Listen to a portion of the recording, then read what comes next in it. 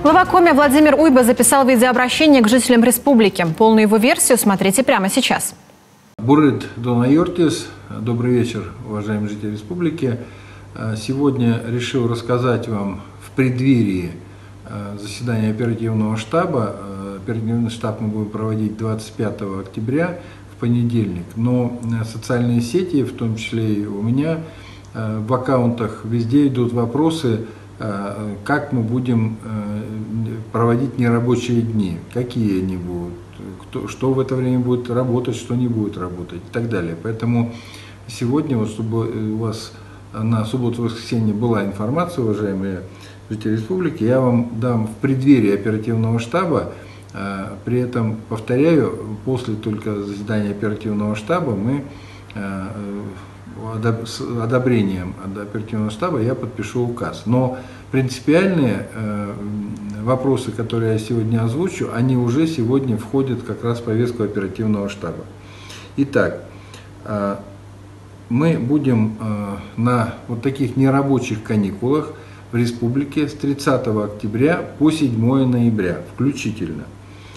Что в эти дни не будет работать? Не будет работать служба быта, салоны красоты, косметические, массажные, спа-салоны, солярии, бани, сауны и прочее. Также не будут работать фитнес, клубы, бассейны, физкультурно-оздоровительные комплексы. Стоматология не будет работать за исключением дежурных стоматологов при острой боли и неотложной стоматологической помощи. Сфера досуга и развлечений. Что сюда относится? Ночные бары, боулинг, клубы, дискотеки, игровые мероприятия, мастер-классы и так далее.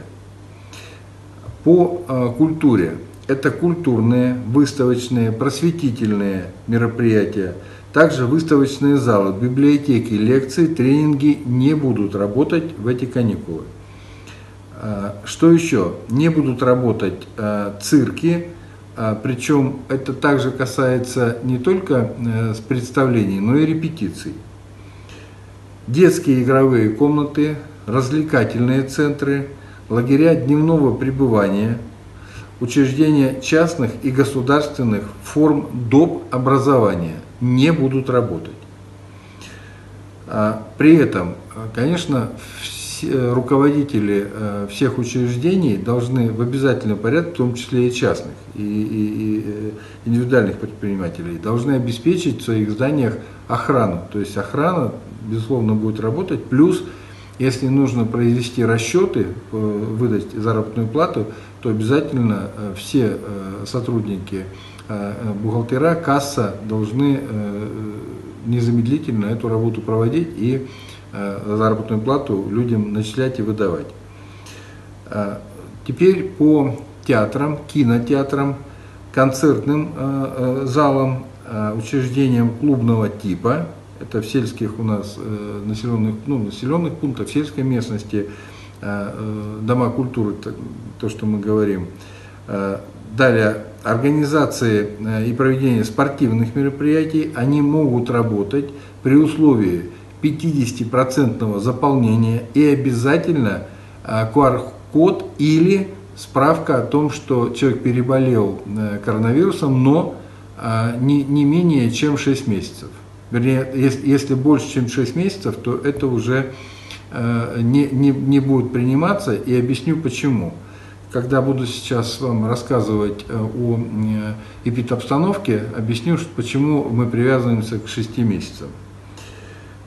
Далее, приостанавливается предоставление госуслуг в органах власти и госучреждениях, за исключением в МФЦ работать будут дежурные инспектора, которые будут оказывать услуги по выдаче документов, те, которые нельзя на портале госуслуг оказать, и ЗАГСы будут работать на выдачу свидетельств о рождении, о смерти и регистрации расторжения браков. Теперь по эпидобстановке. За сутки у нас выявлено 293 случая заболевания коронавирусом, вчера было чуть больше, 295. вот в этих 293 человека у нас 33 человека были привитых.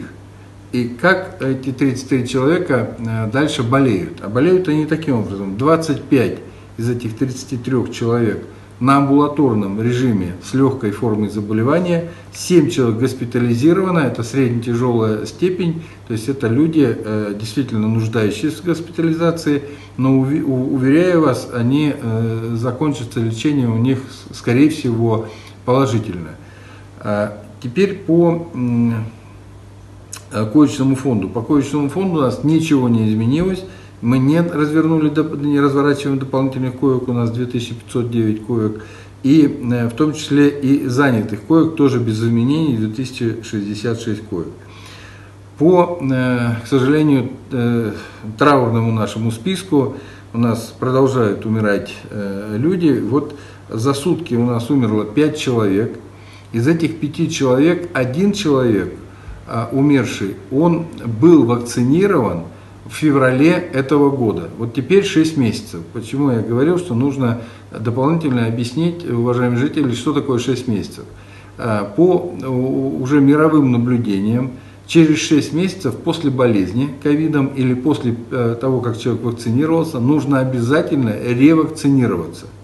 Вот, к сожалению, один из умерших сегодня в нашем траурном списке, он вакцинировался в феврале.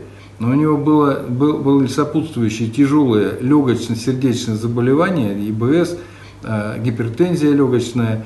И ему, конечно, нужно было ревакцинироваться, потому что в феврале он первый раз привился, через 6 месяцев, то есть как минимум в августе, да, а он, к сожалению, умер вот 21 октября. Поэтому вот ревакцинация в обязательном порядке нужна, еще раз повторяю, через 6 месяцев после заболевания перенесенного или после постановки вакцины. Ну вот, например, у меня, вы помните, что я в июне месяце переболел, соответственно, я должен буду, и я это сделаю обязательно, ревакцинируюсь в конце ноября, в начале декабря, потому что штамм становится еще более злокачественный, еще более агрессивный, я имею в виду штамм коронавируса, и, соответственно, нужно обязательно следить за временем, сколько прошло с момента заболевания или вакцинации. Вот о чем я хотел сказать в части 6 месяцев. Ну и по полностью завершившим вакцинацию у нас цифра нарастает, это очень хорошо.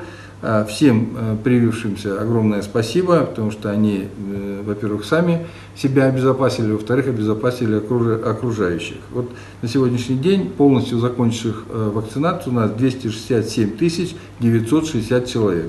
Вакцин у нас более чем достаточно, более 149 тысяч доз. Пожалуйста, приходите и вакцинируйтесь. Сегодня это вся информация. Берегите друг друга, будьте здоровы, берегите детей. Дети, к сожалению, тоже болеют. Всего вам самого доброго, до следующей встречи.